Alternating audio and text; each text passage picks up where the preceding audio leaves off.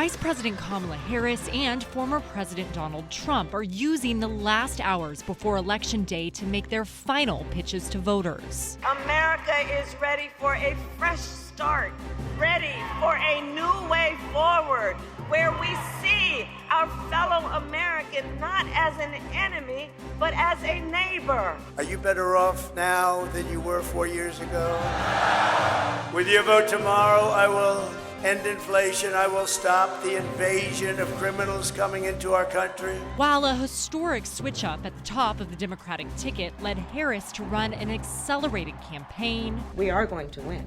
I do believe that. this is Trump's third time as the Republican nominee. We're going to defeat Kamala Harris, and we're going to win back that beautiful White House. The race for the 270 electoral votes needed to win will likely come down to a handful of battleground states. Then there's the balance of power on Capitol Hill, with tight races for control of both chambers. In the House, currently controlled by Republicans, all 435 seats are on the ballot. We still have a pathway to grow the majority, but we'll see how things play out. There's just a lot of races that are really close. In the Senate, currently controlled by Democrats, roughly a third of the 100 seats are up for grabs. I believe we're going to hold our majority, but it will be close. It's going to go right down to the wire.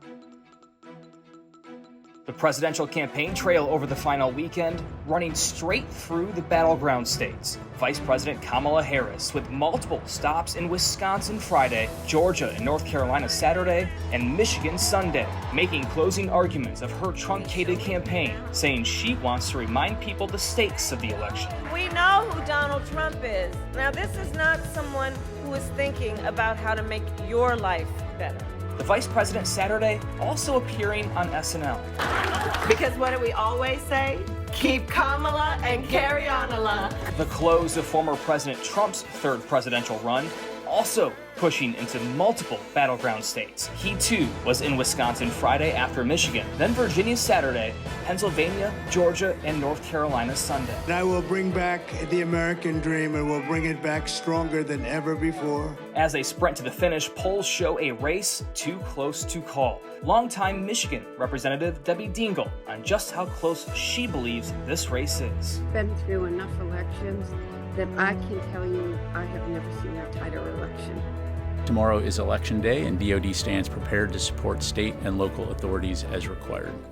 Of note, Secretary Austin approved a request last week from the District of Columbia for D.C. National Guard troops to support the D.C. Fire and Emergency Medical Services from November 5 through 13. For those of you who have covered the defense beat for a while, you know that it is routine practice for the DoD to authorize the D.C. National Guard to support or augment security for large-scale events in the district, and activated guardsmen will remain under the command and control of the D.C. National Guard. The purpose of the command post is to ensure the FBI is well positioned to respond to threats that would come in or information that would come in that would affect our election security.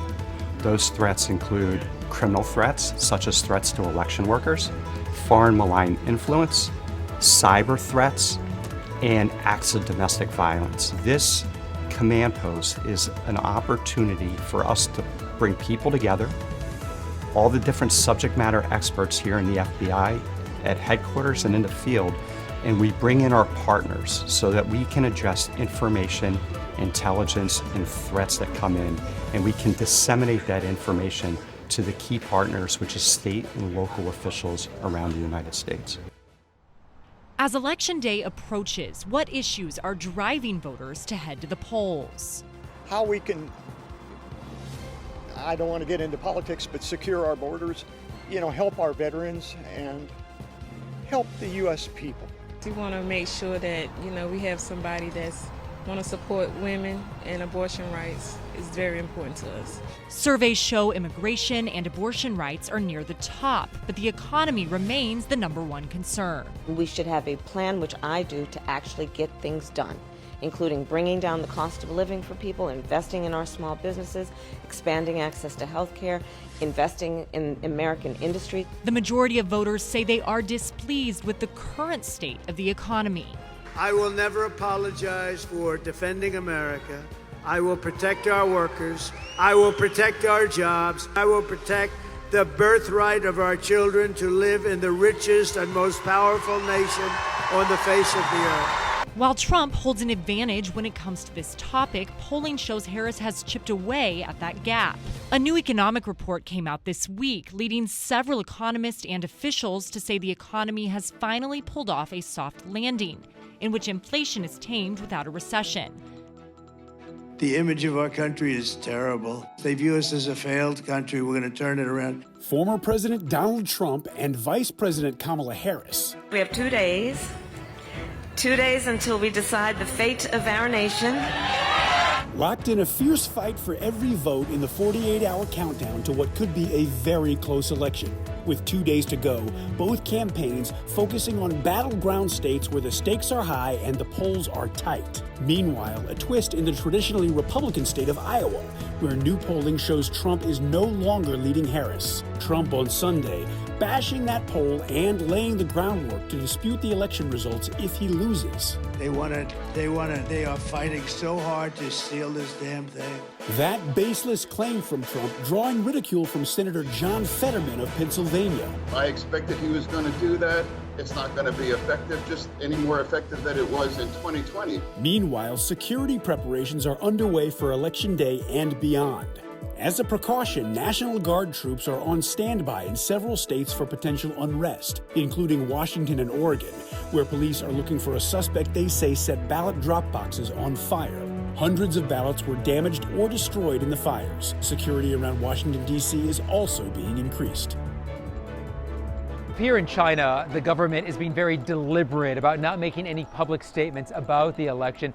Beijing, though, likely expects tension to remain high and may see pros and cons in the candidates. For example, former President Trump, while at times unpredictable, has been critical of alliances like NATO at a time when China is trying to establish itself as the leader of a new world order. Vice President Harris would likely bring some continuity from the Biden administration, focusing in on alliances and trying to control China's access to high tech.